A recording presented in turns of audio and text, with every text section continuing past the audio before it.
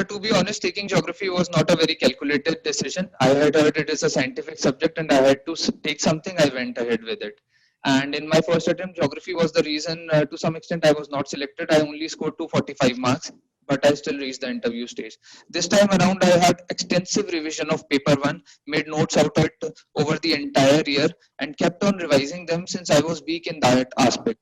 With regards to paper two, it does not require a lot of knowledge compared to paper one, but it requires application of paper one. For example, models, theories, perspectives, a lot of diagrams in Indian context.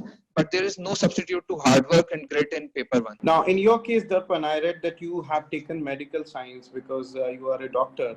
And many student comes to me, they are in a situation of analyzing to choose the optional, and there are many doctors who says like, sir, I'm confused between anthropology and medical sciences. And seeing the results of the anthropology these days, I mean, last year the result was it is flabbergasting. Many aspirants cleared the UPSC Civil Services, and there was a girl, she scored 362 or 363 marks in mains in optional, that is anthropology, which is more than Kanishk, who scored 361 in mathematics. So how do you see the benefit of medical sciences to the doctors in UPSC mains exam? So first off, I think when one jumps up in the air, one leg should be on the ground itself, so as to cushion the impact. So I think UPSC being a very unpredictable exam, so one needs to have a backup. So firstly, I think if I had been out of touch with medical science for more than a couple of years, I would not have been very confident to go back to my parent field.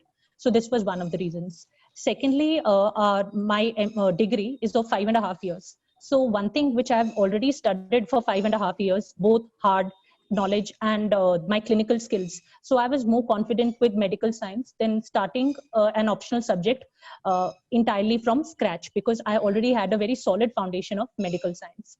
Thirdly, most of the medicos feel that the syllabus is very vast without even seeing the syllabus which has been given by UPSC. So I think my medico friends out there, you should know that there are certain subjects in MBBS which are not in the UPSC syllabus. So one should see the syllabus first. There are only topics which are marked.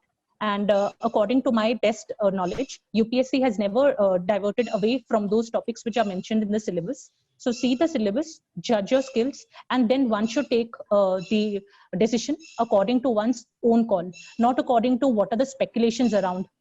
Because at the end of the day, if the number of the takers for medical science are less, there will be less number of the candidates who are ultimately selected. At the end of the day, it is just about numbers. If already 50 students are there, then of course the percentage tends to be greater. If there are only 5 students of medical science, so proportionately the percentage will come down. So one should not listen to speculations or naysayers. Trust yourself and take medical science. I think interest is of the foremost thing if you are picking up any subject. If your interest is not there, you're not going to devote that extra hour or extra mile to reach out. Now, the last thing, that is the interview, the personality test. So how was your experience? Who was your board member? What type of questions they asked you, Darpan? When was your interview? So my interview was fortunately before the pandemic took over the country. It was on 23rd of Feb. And I was with the Air Marshal Bhonsle sir's board, and it was indeed a very cordial one. So I think the personality test stage is like the honeymoon stage of the whole UPSC journey. So I used to enjoy it a lot. And coming to the what questions and how the experience was, I had a very holistic interview, as in questions were asked to me from science and tech, medical ethics, human relations, and from international relations also. And other than that, I think one should mention in the DAF whatever one is comfortable with, because if you spice up, you can really spice up your interview with personal examples.